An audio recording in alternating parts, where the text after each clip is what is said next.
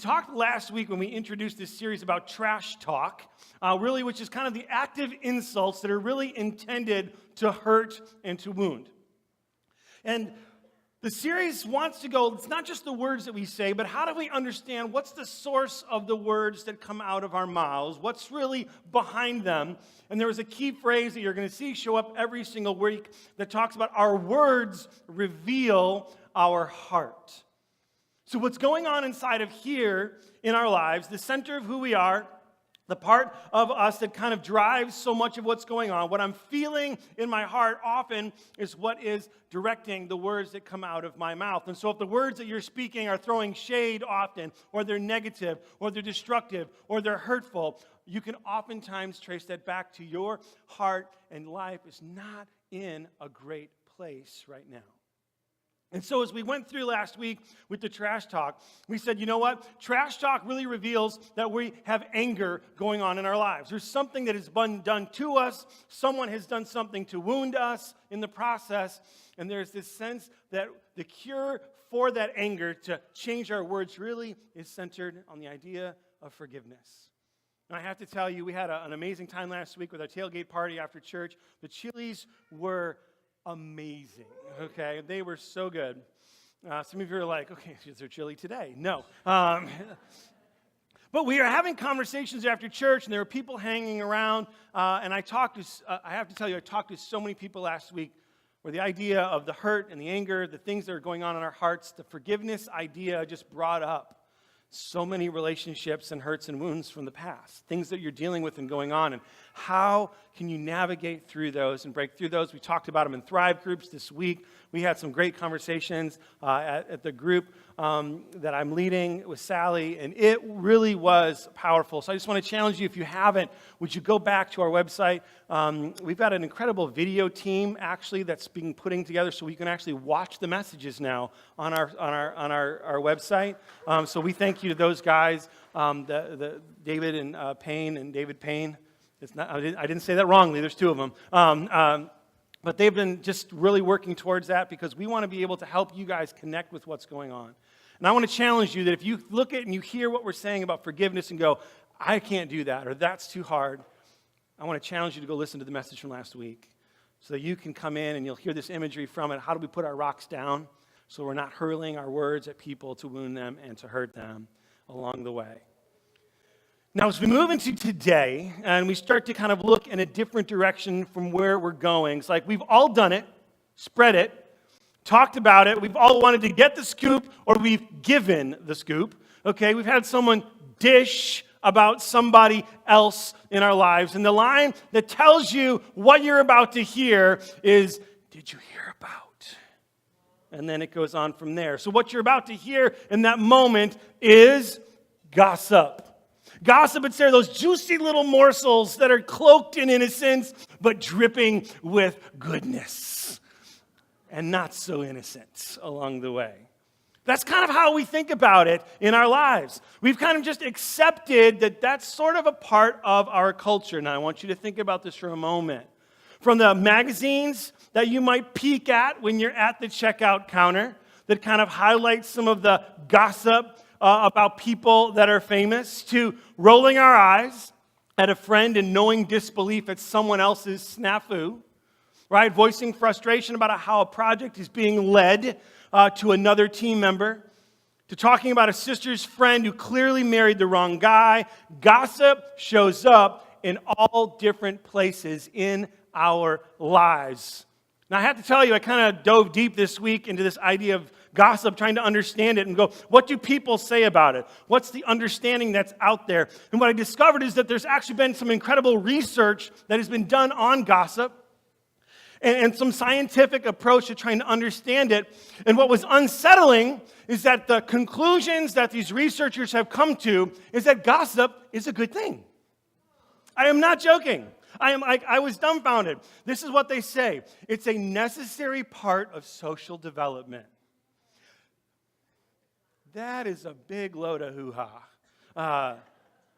It's just how people connect. There's 3 different ways that they say gossip is our way of connecting with others, finding our place in a social structure, or trying to get our way into a particular group. Now think about that. You have some information about this person, you want to get into that group, I'm going to share it with them so I can try to climb myself up into some social standing. That's what they say is just kind of a natural and normal part of development. And these are so-called smart people. Because the reality of it is this, gossip has just become so common that we've just accepted it and we don't think much about it. We don't realize it. We don't even recognize when we're doing it because it is just a thing that comes out of our mouths. The magazines sell it. Our social media feeds are filled with it. Our text threads, the TV shows that promote it. Interestingly enough, I was having a conversation over dinner about this week. And I was telling the girls about it, and my daughters are in high school, and they were like, hey, define it, let's understand it. I kind of told them what we're going to be talking about today, and they're like, well, we wouldn't really have much of a conversation at high school then. Very telling. Very telling. And that's a high school thing, and I think some of you might be going, yeah, that was kind of back in the day when we really cared about that stuff. But here's the reality we're going to find today. It's much more common in our lives, even including as adults. And we have to realize then that the speed that gossip travels today is crazy. The stuff that kind of spreads, and we don't even know that's true. We have to have sites now that you go to try to figure out if something was fact-checked or true. Why? Because things spread so quickly that the rumor and the gossip just flows that we're not even sure what's going on. But if it's out there on the internet, it's got to be true. And yet we have to go figure it out. That is the danger of what is going on. Gossip is not that big of a deal. It is not that complicated or difficult. Is it really a problem? That's kind of an attitude that we have as we look at it. Well, tell that to the person who's been lied about. Tell that to the person who's been undermined, sensationalized. Tell that to the person who's been betrayed. And all of a sudden, you see this completely other side of gossip. And I don't know about you, but there's probably not one of us that hasn't been on that side of this gossip equation. They can talk all they want about it. It's just kind of just part of life. But there is this ugly side of gossip that goes on. And that's the danger. That's what we really have to begin to recognize and understand as we start about the ways that we throw shade on other people. The gossip that we talk about is not what God intended and what He longed for us to experience in our lives. God tells us repeatedly throughout His Word that we're going to look at in a moment that gossip is dangerous, it is destructive, and it is not healthy for us. Not necessarily even the person that we're talking about. See, that's what we don't realize. That's what we don't understand. This whole throwing shade thing reveals something about what's coming from us when we often are going, well, it's about them. The words that I'm saying, they deserve it. They've caused it. They brought it on themselves, and so I'm going to throw it in their direction. And yet God's wanting us to look back at who we are and what's going on inside of us. Because this is something that God just does not take lightly because it is all throughout His Word. So Thrive, let's open our Bibles. Let's dig in and see what God has to share with us. We're going to go back to the book of Proverbs today. Proverbs 26, verse 20 through 22. This is just one of literally dozens of verses in the Bible where God highlights this idea of gossip and the impact that it has in our lives. Let's read this and see where we're going to begin to understand this idea. Fire goes out without wood. Okay, got that one. And quarrels disappear when gossip stops. A quarrelsome person starts fights as easily as hot embers light charcoal or fire lights wood. Rumors are dainty morsels that sink deep into one's heart. Wow.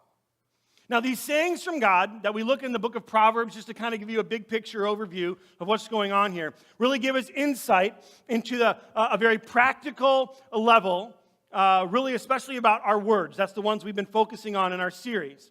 And we see from this passage that what we say and how we talk matters to the people around us and to us. See, gossip really, you could say, is really at the root a lot of times of some of the fights and disagreements that we have. So gossip is kind of like lighting some coals on fire, and then you drop some wood onto a situation, and then it just catches, and it starts to spread even more. It can burn really quick. And then you look at verse 22, the very end, rumors, which is just another way of saying gossip, the things that we hold on to that we're not even sure if they're even true, but that we share with the people in our lives.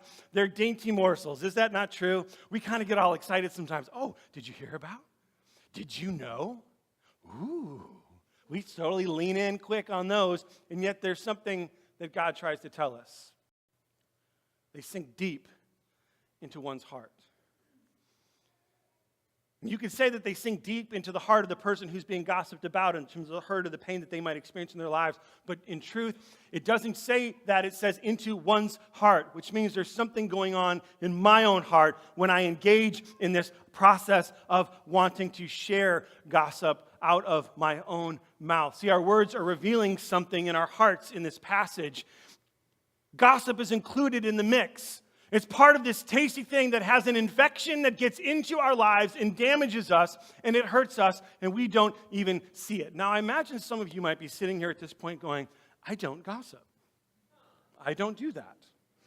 Well, I'm here to kind of give you some examples of gossips because I was surprised at a few on the list because I found myself in some of the categories that I'm about to give you. So you can go, okay, God defines this in a certain way. Maybe you see yourself somewhere on this list. But I got to define gossip before we get to it so you understand exactly where we're going. Because I think there's some misunderstanding about even what the term means. I had to think about it. What's a godly definition? Even when people ask, I'm kind of like, well, it's kind of, sort of. And so I've distilled it down from the passages. And here's our definition for gossip that I want us to get a hold of today. Passing on negative, inflammatory, or embarrassing information to another. If you pass on something negative about someone to another person, if you pass on something inflammatory or embarrassing, that qualifies as gossip. All of a sudden, we start to feel a little bit of the nerves in our souls right now. We start to feel a little bit of the anxiousness come in because we see, wait a minute, this is how God looks at it. And this is the challenge that we have. This is the danger that we go through. Then that's a problem because here's the hard part about gossip and why we think we don't do it. There is a razor-thin line between just talking about people and then all of a sudden moving into gossip. And it is very, very, very, very fine line of difference between you move over from one to the other.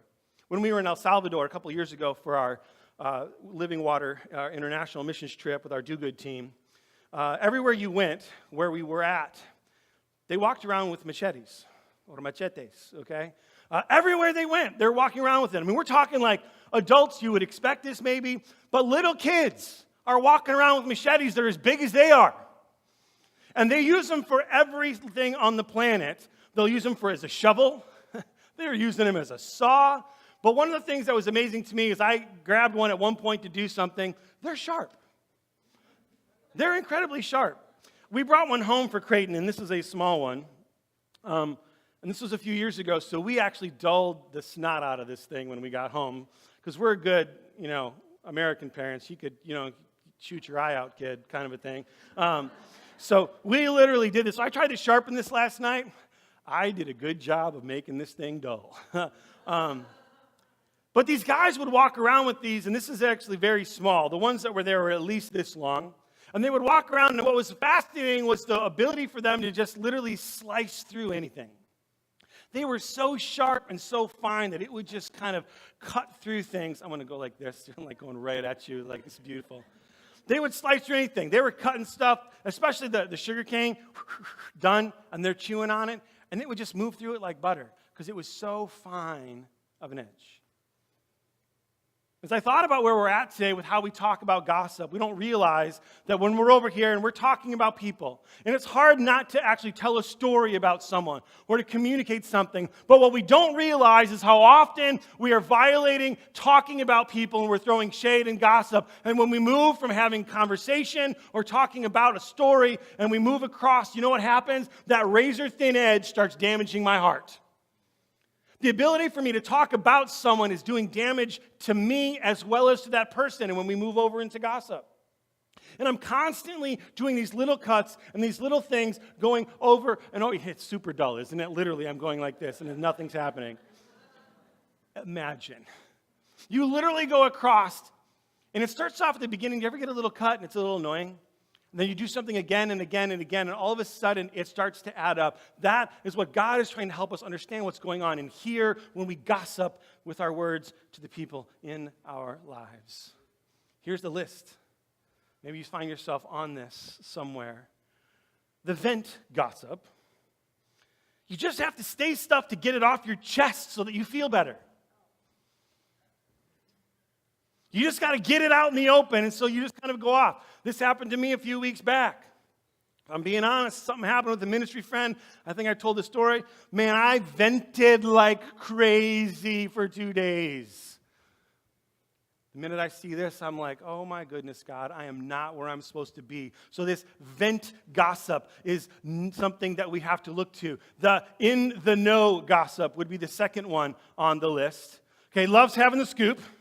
Loves, knowing what's going on. Loves to be able to be that kind of hub of information. You got somebody maybe in your family that's like that.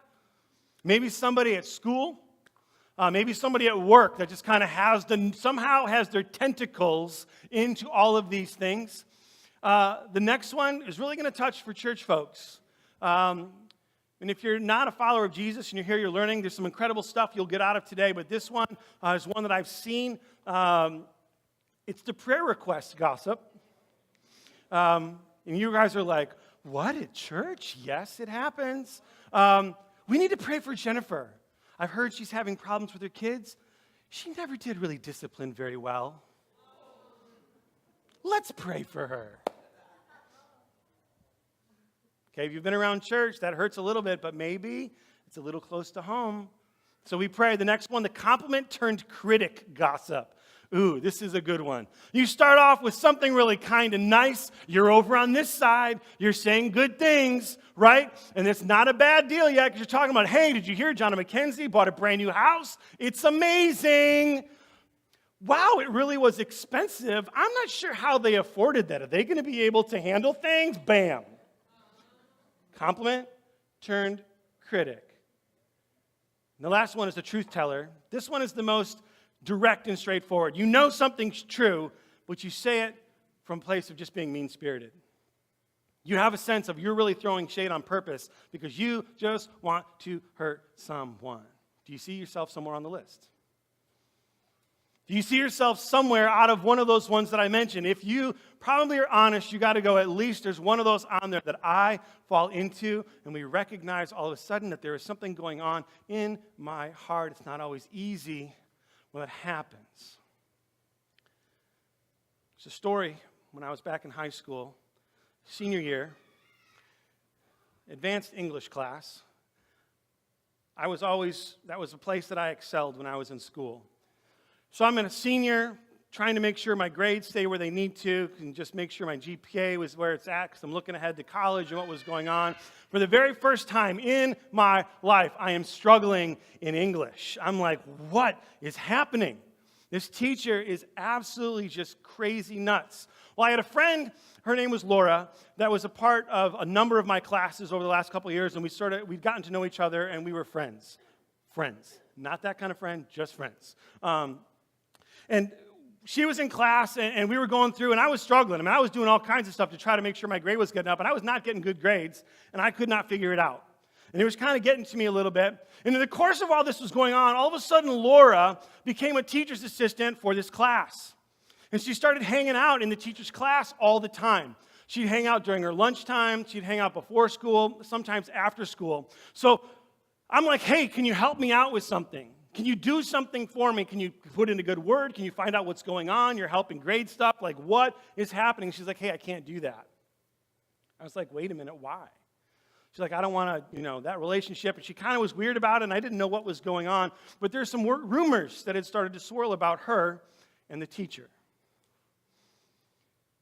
And so I was hurt in that moment, and I was struggling trying to figure out what was going on. And so I did something that was very uncharacteristic of Andy, but it doesn't matter. I just jumped in with 2 feet. I started spreading the rumor.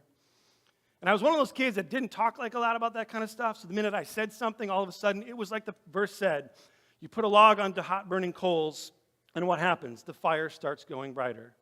And the fire just exploded around our school because I started throwing shade at Laura. She confronted me one day in the hallway, right outside my locker. And as I said last week, I can be somewhat flippant. I can be a little bit mouthy. She went on and on about what was going on and what I was doing. I'm like, well, if there's smoke, there's definitely fire. Walked away, and I didn't talk with her after that for the rest of the year. We're in classes together. I completely gossiped and did not care. In that moment, I didn't understand what was going on. I didn't see what was happening, and it didn't matter to me. But the words that were coming out of my mouth reflected something deep that was going on in my heart. I kind of took pleasure in trying to knock her down a level or two.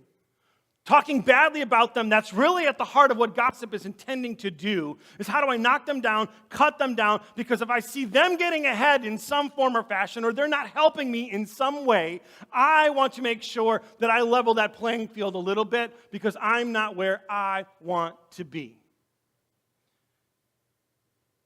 And so we have this sense of that's what gossip is intending to try to do when we are literally trying to be negative and passing on that information. It really is more about what's going on inside of us. But the reality is, what if the standing or value or your identity, what's going on inside of you, has nothing to do with this other person? What if all the gossip and all the cutting that's out there that is trying to trip up another person really is about you more than is them? We don't think of gossip in those terms. We don't stop and consider that along the way. See, that's the real heart issue about gossip. Gossip reveals jealousy. Gossip reveals jealousy. You may not even be jealous at that person, but it's jealous about something that they have that you do not. It's jealous about something that's going on in their life that you're struggling with, and you're not happy with what's going on in your own life. Proverbs 14:30 says this: a heart at peace gives life to the body, but what envy rots the bones. That's what jealousy, that's what envy can do inside of us. It begins to eat away at us, and what then comes out of our mouths is because we have this infected heart. And all of a sudden, we start talking about people. We start spreading things about people.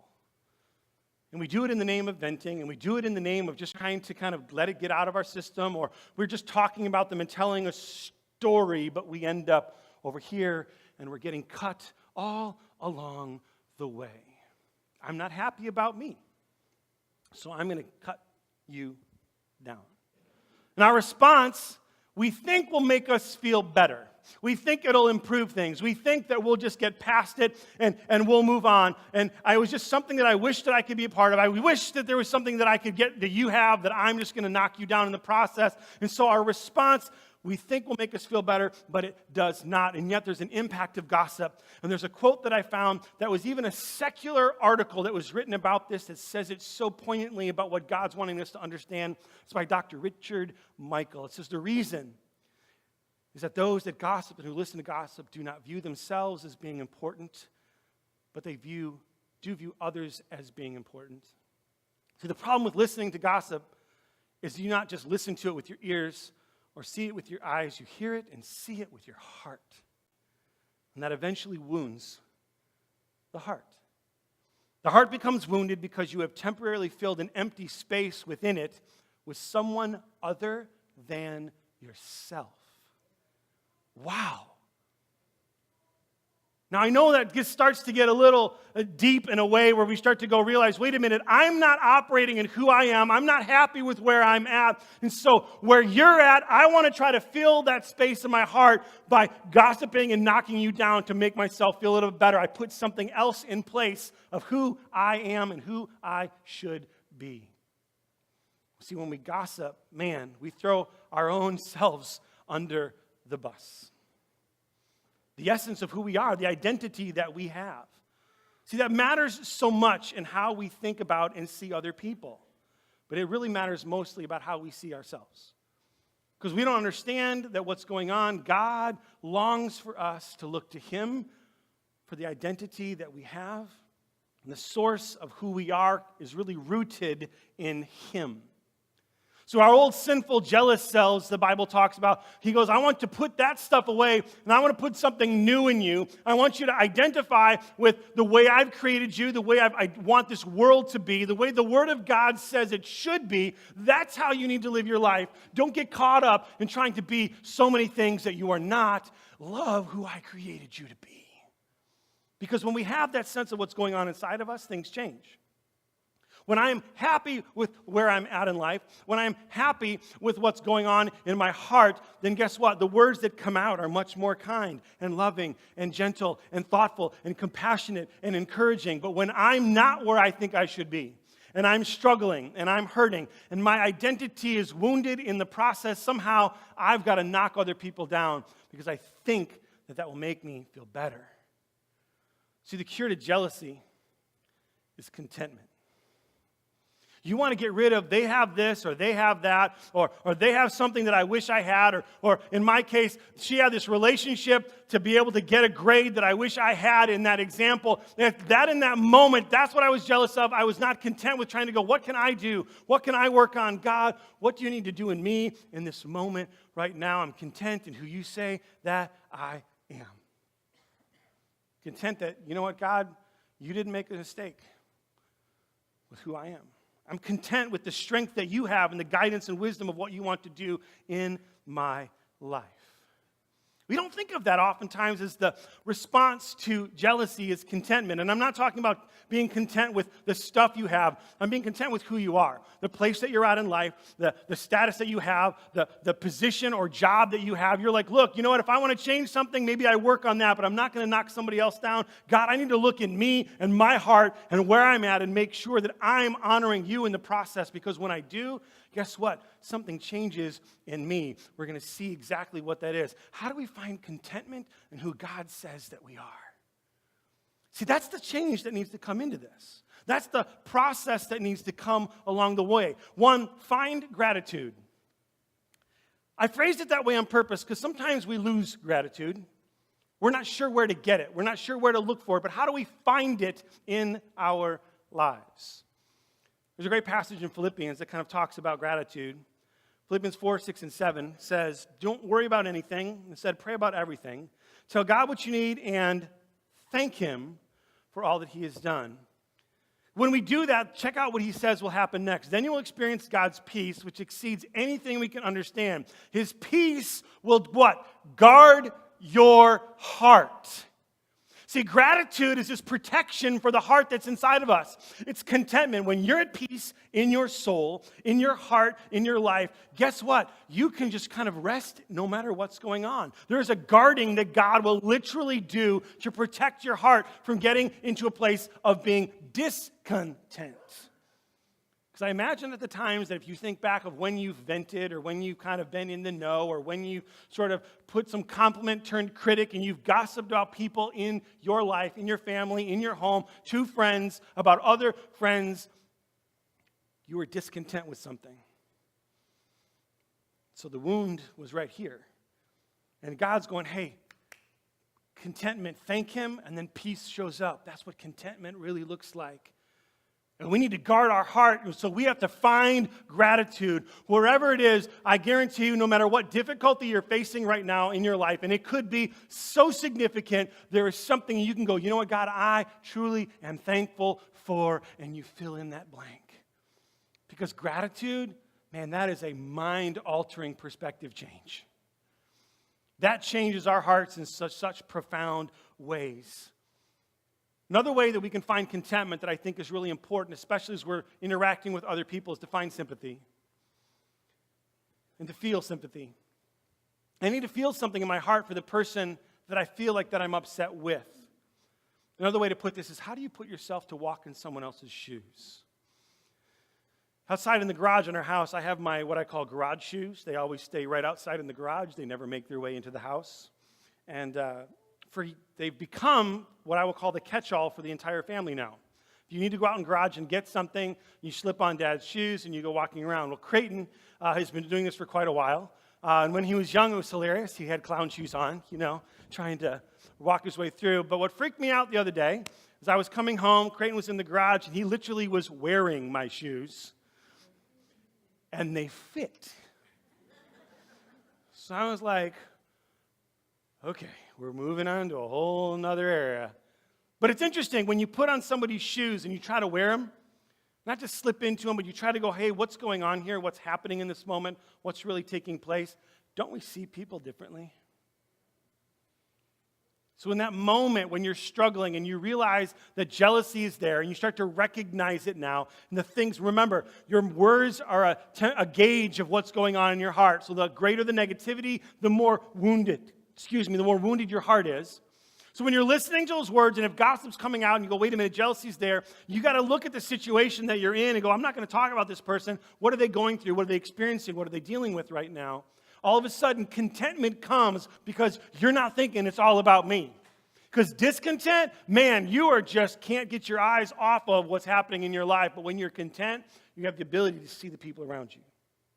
And you can be thankful along the way. See, contentment is rooted in who God says that you are. We have to understand this, and that's a hard thing for us because some of us go, if there's something that I don't like, is I really don't like getting into some of those parts of me that I really just don't care for. And yet, that's at the root of jealousy when we are not happy with who God made us to be. When I find myself in those places, I have to go back and go, okay, God, how do I find contentment? Because when I do, gossip isn't just fun anymore. It's not just something you do around the break room at work or around lunchtime at school or over text. All of a sudden, you see gossip for what it is when you recognize what is actually happening and what is going on. But we have to find contentment in the process, which is so hard because what do we love to do? Compare ourselves to other people. And the more I compare, and I look at your highlight reel that you're posting somewhere, and I realize where I'm not, man, that just impacts me right here. And God's wanting to go, don't look there. Look there. Look to me. When you need strength, look to me. When you're weak, look to me. When you're down on where you're at, what you're dealing with, what you're going through, what you're experiencing, when you're feeling like that, he goes, look to me. Don't look around. Because when we look around, that's when discontentment starts to feed. But when we look to him, there is ultimate contentment and peace that we can experience because what God wants to do in us. That's what the passage said in Philippians. It says, he will guard your hearts and your minds in a someone, in Christ Jesus. That is where our hope and help and peace truly comes from. And we have to be mindful of that along the way. That's why God looks at us and goes, you are loved.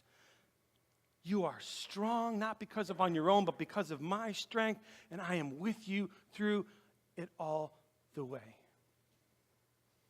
Because when the contentment hits, the quarrels disappear, and gossip stops. Fast forward a couple years, I'm in college, it's junior year. I'm going to have the team come on up. Junior year of college, I'm well into my different degree programs that I was in. I was a teacher's assistant, and in college, as you guys know, that means a little bit different than in high school. So I was teaching alongside of the professor who taught the music appreciation class at my college, which meant I would teach some, and I would do some work for her in the class, and the semester was getting started, and I'm there, and I'm getting ready for the course, and, kids are coming in, and they think this is going to be an easy class because it's just a gen ed class. My teacher was not easy.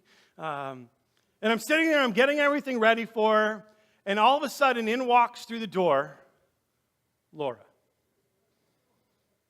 I had not seen her literally since high school a few years earlier. She walks in the door, she sits down. We made eye contact for a moment because I literally am like frozen. She looks at me, and you could just see the absolute fear in her eyes. The look that I had in mind was incredible shame. Because after that time, God began to do something in here in me. And I began to change and kind of, I literally sat there the entire hour and 25 minutes that this course was going on, and she was teaching, and I could think of absolutely nothing else than the entire conversation, what I had done all those years earlier. God was doing something in my heart and soul in that moment, and I was like, what is going on? And so I look, after class is over, I move my way to her to try to just, and I said, hey, is there any chance that you and I could have a conversation? She's like, I can't today. I said, any chance we could talk on Thursday when we meet next? She's like, I said, I promise you, I'm hoping it will be a good thing. She agreed. She comes that next time. We met before school. Class started. We're sitting there. I'm sitting on the piano bench in the room. She's sitting in the first row of desks. And I looked at her and I said, I have to tell you, I am absolutely so sorry for what I did to you all those years ago. She starts to get tears in her eyes. I'm in college. I'm already like, oh no, this is getting really bad. I'm not sure what to do in this moment, other than I know that in this moment, God is doing something. She looked at me and she goes, you know what? You have no idea what that did to me. She goes, especially because you didn't know what was going on in my life at the time. I said, I did, and I'm sorry. Can you tell me now? So my parents were going through a divorce. Nobody at school knew because I was so embarrassed, and it was really kind of ugly. But the teacher knew my family. So he was just a place that said, you can come sit in here and you can just be quiet and do what you want. I'm stunned now, even feeling worse. Because I had no clue that a friend of mine was going through something so tragic, and all I could think about was a grade. See, that was the thing that was going inside of me that I didn't realize. That grade was all that was consuming me, and I didn't care. She wasn't helping me. She's in my way. I'm going to knock her down because that's the only thing I can do in this moment, because that's all I can see. Hugely discontent, and I was jealous incredibly about what was going on, which made me clueless to the truth of what was happening. She goes, you have no idea what I went through and the hurt that I experienced and how it just kind of knocked me out for a long time. She goes, but then when I walked in here, I could not believe what I saw when you were standing up in front of the class. She goes, I was shaking literally in the entire class the last time because I just wanted to leave. I never thought I would hear the words, I'm sorry. So I never thought I would see you again. I'm like, well, let me tell you a story about who God is and what he's doing in me.